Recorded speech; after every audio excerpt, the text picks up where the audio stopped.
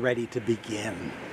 I'm Glenn Campbell, coming to you from Tenerife in the Canary Islands with my first video in the series Demographic Doom: Why the World is Falling Apart.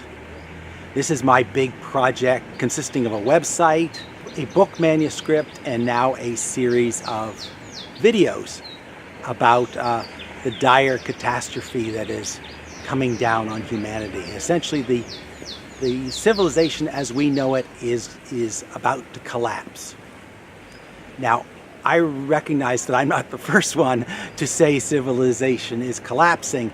In fact, civilization has been collapsing ever since civilization has existed, and people have sounded the alarm that civilization is going away. But occasionally it actually happens. For example, the fall of the Roman Empire. The Roman Empire at one point controlled most of Europe, and over the course of a couple of centuries it collapsed, it went away. And many other empires came and went before the Romans. So it's not outlandish that civilization would collapse. It's not outlandish for me to make that claim, because sooner or later it will. But I have some very specific data, some very specific information that tells you why it's going to collapse and why our current lifestyle cannot continue. And it has to do with demography. Demography is the study of populations, be they populations of humans or other living creatures, populations of alpacas in South America or clams in the ocean. Any living thing is subject to demography, the study of how these beings reproduce, how their populations change over time. You know demography mainly from a phenomenon called the population explosion. It is said that Earth's population is expanding too fast and will soon run out of resources. And this was the big refrain in the 1960s and 1970s. We're exploding. The Earth is exploding and something must be done. Well, something was already done. And in fact, the Earth is no longer exploding. The human population is no longer exploding. In most countries of the world, the vast majority of countries in the world, there are not enough babies being born today to refresh their populations. There is a population explosion on Earth, but it's limited largely to a handful of African countries and a few war-torn countries. Afghanistan, for example, still has a high birth rate, as does Nigeria and Sudan and other countries of equatorial Africa. Most of the world, that is the developed world of North America and Europe and Asia, there is no population explosion. In fact, there is a population implosion, where virtually all developed countries are not producing enough babies to refresh their population. So, don't need to worry about a population explosion anymore, except in those African countries. We need to be worried about a population implosion. Now, why should we be alarmed? Because we can all probably agree that there are too many humans on planet Earth. There are 8 billion human beings right now, and back around the turn of the 20th century, there were maybe 1.5 billion. So our population certainly expanded in the 20th century, and we can argue that there are too many people here. We need to reduce the number to something like 4 billion. 4 billion is a manageable number of humans on the planet. The trouble is, although I agree there are too many humans, there's no painless way to get there. There's no painless way to get from 8 billion to 4 billion. Because the only way to do it, the only humane way to do it, is to stop having babies. And if you stop having babies, then suddenly everybody gets old. I mean, statistically old. There are more elderly people than young workers. Then you have an economic problem. You have an economic disaster in the making. And that's exactly what we have in the developed world.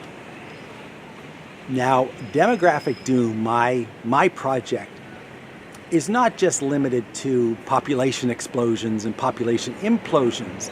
There's a lot more to it than that. Although the immediate crisis is not enough babies to support our system, There are other problems as well. There are talent drains where all of the talent from poor countries is flowing into rich countries, which is great for the rich countries, but it depletes the poor countries and makes them even poorer. We also have a problem with population quality in that the wrong people are reproducing. All the most intelligent people, all the most successful people in any given society are not having babies. They realize rationally that this is a bad deal for them. And if they have babies at all, they have maybe one or two. Most of the heavy lifting concerning the making of new babies in virtually all societies is being held up by the less intelligent and the less capable. In other words, the people who are best qualified to be parents, both genetically and in terms of providing a stable environment, are not having children, while the least capable are having the most children. So that's one of the parts of our demographic doom, and a part I'm not going to get into right now because I'm going to concentrate in this video on our most immediate threat. And our most immediate threat is economic collapse. It is the threat presented by too many old people and not enough workers, which is the side effect of not having babies. If you don't have babies now, then a certain number of years, decades from now, you're not going to have enough workers, and eventually all those workers that are already in the stream are going to retire, and there's not going to be any workers in the stream, not going to be any workers in the pipeline to take care of the old people. And this is exactly what is happening in America today. So let's use America as an example. America has had a very high birth period from 1946 to the middle of the 1960s, call it 1964. That's a period known demographically as the baby boom. You may have heard of the baby boomers. I'm a baby boomer. I was born at the tail end of the baby boom era. And what I remember about my childhood is that there were a lot of children around. For example, in my hometown, our neighborhood in the suburbs was teeming with children. For example, the neighbors next to me had 8 children, and other neighbors next to them had 7 children, and my own family had 4 children. So there were children everywhere. Right after World War II, the GIs came home and married their sweethearts and started making babies. So in 1946, we started having a lot of babies.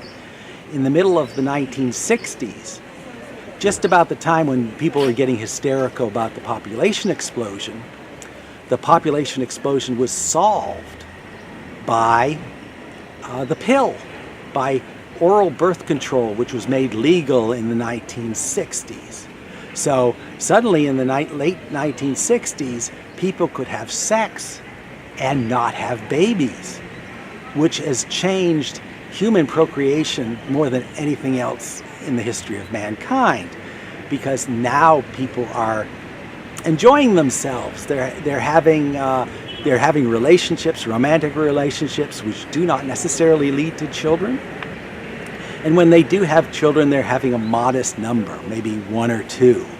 They're not having 6 or 7 or 8 like they had in my childhood. They're having a modest number. And that means that there just isn't the birth rate anymore that there was back then. And basically, beginning in the 60s, birth rates plummeted down to what we call a replacement level, which is the number of babies that need to be produced to sustain your population. And the replacement level in the developed world is 2.1. That's 2.1 babies per average woman during her lifetime. So that's called a fertility rate. Back in the baby boom era, the average female of childbearing age was producing almost 4 babies in her lifetime. So we went from 4 babies per woman to around 2 babies per woman, and it has dropped ever since. Right now in the United States, you have maybe a fertility rate of maybe 1.6, 1.7. It seems to be dropping every year. People just don't want babies anymore, and when they do want babies, they want a reasonable number, which is great for them. I feel the same way. I have no children, I have no desire for them. But it's devastating for the economy, for the economic model we have created for ourselves, which depends on economic growth. You may have noticed in the late 20th century, from the 1970s until the beginning of the 21st century, everything was growing. More streets were being paved, more housing was being built, everything, new stores, new everything. And this was all powered by the baby boomers, those people born back in the 50s and early 60s. They didn't, even though the birth rate dropped, they were still around, and they continued to power enormous activity, economic activity. During those years, during the years following the baby boom, we had our own economic boom in the United States and throughout the world, which was powered by these baby boomers, these high population, these high birth rate children who did a lot of, engaged in a lot of economic activity. And since they didn't have many children themselves, they didn't have these dependents to support. So in the period of the last quarter of the 20th century is a period known as the demographic dividend, when we had the best of all possible worlds. We had a huge workforce and very few dependents, that is, very few old people and young people. So this was a sort of a false prosperity driven by the demographic dividend, and it had to come to an end. And it's coming to an end just about now because the baby boomers are now retiring. They are leaving the workforce and they're becoming a burden on the government and on society instead of a benefit to government and society. You figure if you were born in 1946, you would be turning 65, the usual retirement age, around 2011. And from that point on, the baby boomers just keep retiring and retiring as there's no one in the workforce coming online to replace them. So you have a shrinking workforce and a growing force of elders using up resources. And this is the disaster, this is the economic disaster that America is facing right now that dwarfs everything else. It dwarfs global warming and anything else you can think of, because this is cutting at the very economic heart of what America does. Without an economy, you can't address global warming or any of the other problems we're having. So you may ask, why can't we just scale down the economy to adjust to a smaller workforce? And that's a good idea. A smaller workforce means lower taxes, so you got to cut down on government. Unfortunately, our government really isn't scalable. It can't be scaled down. And the most important part of government that can't be scaled down is our debt. All of the bonds and treasury notes that the U.S. government has sold, they're already out there and they can't be reduced. They can only be paid or not paid. And sooner or later, with so much debt accumulating, the government is going to default. When the government defaults, it won't be able to borrow money anymore, and our whole house of cards is going to collapse. This is demographic doom is not about government debt so much, but government debt is essentially a result of our demographic problems. I mean, government debt is a result of a lot of bad choices made by politicians, but it's also a result of our demographic problems, the demographic problems of the baby boomers retiring, and the demographic illusion that we had for so many years that growth would continue forever. So government, politicians could spend more money and borrow more money because they figured, well, we've always grown in the past, we will continue to grow, and we will grow out of whatever economic problems we have. And that worked in the last quarter of the 20th century. It's not going to work anymore. We're not going to grow our way out of any crisis. The crisis is only going to get worse. So what are the solutions? Well, there aren't any, at least to this short-term crisis. The people who are getting old are going to get old.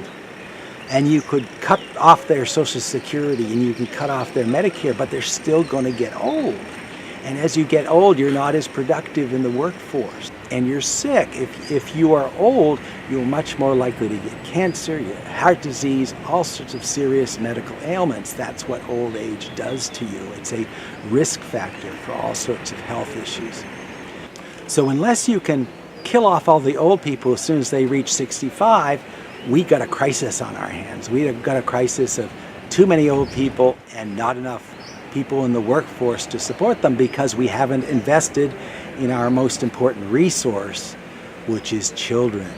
Well, for the past 40 or 50 years, since the 1960s, we have not invested in our children. We have not planted the seeds to raise the children that we need to fill our workforce. So our workforce is empty. It's getting smaller. And that's a crisis for employers who don't have enough workers, but it's a crisis for the government that it doesn't have enough taxes, enough workers paying taxes to support all the old people who are both leaving the workforce and demanding more from government. So how is this going to play out? Well, there has to be a default. There has to be a point where the government just can't borrow anymore. And it could happen when the government has reached the point where the interest cost for its debt exceeds the federal budget, exceeds all the taxes it collects. But I predict things are going to happen a lot more quickly than that. That all there has to be is just the threat, just the possibility that the government can't pay is enough to collapse the economy. And I think it's going to happen with the next recession, whenever that is. There's a lot of talk right now. This is January 2019. There's a lot of talk about the world being overdue for a recession. Lots of signs of recession coming along. Sooner or later there will be one. There has always been a recession in the past. And when that panic begins, people stop buying stuff. They stop making new investments. Companies stop making new investments. And everybody goes into panic mode. And if it turns out that the government becomes unstable and the government cannot pay its bills, then the panic is going to increase exponentially. We dodged a bullet in the last recession, 2008. We came very close to losing our banking system, having the entire banking system collapse. And it was only saved by a concerted effort by central banks and big governments to prop up the economy. Central banks lowered interest rates, and big governments spent a lot of money, spent a lot of borrowed money to try to restart the economy, to start new government projects that would put people to work. Unfortunately, with this next recession coming down the line, we've lost many of those tools. Since interest rates right now are already low, the central banks can't lower them much more, and the government is so deeply in debt that any sort of stimulus spending is just going to increase that debt and increase the lack of confidence in the government itself. Right now, in January 2019, the U.S. government has about $20 trillion in debt. Now you don't know what a trillion is, and I don't know what a trillion is, so you can only compare it to things. The U.S. government right now spends about $4 trillion on all of its programs. Annually spends $4 trillion. The U.S. government only takes in about $3 trillion in taxes. So where does that other $1 trillion come from? It's added to the national debt. So this debt is just piling up. It's never going to go away. If there's an economic downturn, the taxes are going to be reduced and the debt is going to get even higher. We know for a fact that the baby boomers are retiring, They're leaving the workforce one way or another, and they're not going to be paying taxes, and they're going to be demanding these things that have been promised to them, namely Social Security, which is kind of a default pension system, and Medicare, which is a free medical insurance program. America doesn't have free insurance for all, but it essentially provides free insurance for old people 65 and over. So I don't see any way out of this. I don't see any way that America can bail itself out. It can refuse to pay its debts. That's always a possibility. That's called default. But that's going to crash any confidence anyone has in the government, and suddenly the government won't be able to borrow anymore. So now it's got to live on the $3 trillion it actually makes. But in a recession, business is in the sewer, and taxes are based on economic activity, either businesses doing stuff or people making an income. And if income falls, then taxes are going to fall. And there's a limit to how high you can raise taxes without chasing business away from America to other countries. So there's no way out. I can't tell you exactly what will happen or exactly when it will happen. I can only say the ship is sinking. It's like saying the Titanic is taking on water. We don't know when it's going to sink, but we do know that it is going to sink because water is coming in faster than it is being pumped out. So that's just the problem. That's the immediate problem in the United States. You have similar problems around the world.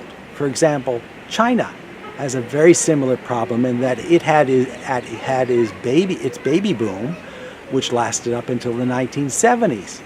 Then the government instituted a program called the one-child policy, which brought down birth rates and gave them their own demographic dividend when they had a ton of cheap labor and very few dependents to support. And that too will come to an end. Just like the baby boomers will start retiring, have started to retire in 2011, the equivalent will happen in China, perhaps a decade or two later, because their birth rates came down in the 1980s, not the 1960s. So China, which seems to be on the rise and seems to be dominating the world, it's in trouble. It's in deep trouble, even deeper trouble than the United States, because their birth rate fell even further than the United States did. Japan is in the same boat. Japan is already there. Japan is already losing population to the tune of about 500,000 people a year. So we have had a peak of about 130 million people in Japan, and that's dropping every year by about 500,000. So by the middle of the century, there'll be half of Japan left. So that's step one of our demographic doom, is that there's going to be a huge crash. I predict within the next decade, could be tomorrow, could start this year, but there's going to be a huge crash in which government debt is called into doubt, and essentially the governments have to default on their debt. And the biggest defaulter will be the United States of America. We have to go through a process that I call the Great Reversal, which is a period of economic pain when the world has to adjust from a growing economy to a shrinking economy. Because when you have a shrinking workforce, you have to have a shrinking economy. You just can't sustain the growth anymore. So the Great Reversal is this period of adjustment, and it's going to be painful. I can't tell you how long it will be. It's the equivalent of the Great Depression or Europe trying to recover from World War II. It won't be pretty. It will be ugly. And I don't know how it's going to end. All I know is that it has to begin. There has to be a collapse before anything changes. We get through the Great Reversal. We somehow readjust our economy to get used to a shrinking world, a shrinking negative growth. We somehow take care of our seniors or keep them from dying unnecessarily. And somehow we get through, let's say the next 20 years, Well, we still have our demographic problems in that there are not enough babies to support society. And during economic downturns, there are even fewer babies. When you know you're in a recession, when you don't know whether your next paycheck is going to come through, you're going to put off having babies. So if we have a 1.6 fertility rate in the United States right now, you can be guaranteed that's going to drop during any extended recession. So we come out of our great reversal, and population is still falling, and our population is still aging. People are getting older and older until there's nothing left but old people and a handful of young people. We still got a problem. We've still got to find our way out of that. And these are discussions for future videos. All I want to do is tell you here about this big collapse that's coming, and when it does come, you can say, Glenn warned you. So I'll be back with other videos. In the meantime, you can look in on my website. You're welcome to comment on the website through the Facebook page. I'd love to hear that I'm wrong, that humanity is going to be fine, but I can't tell you that personally.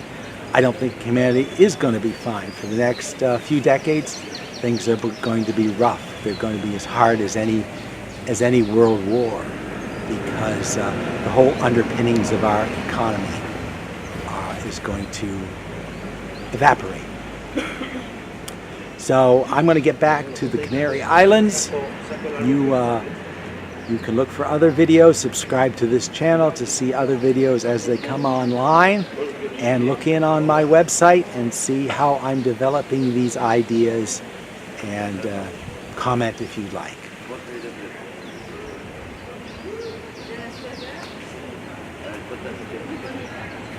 And we're turning off the video.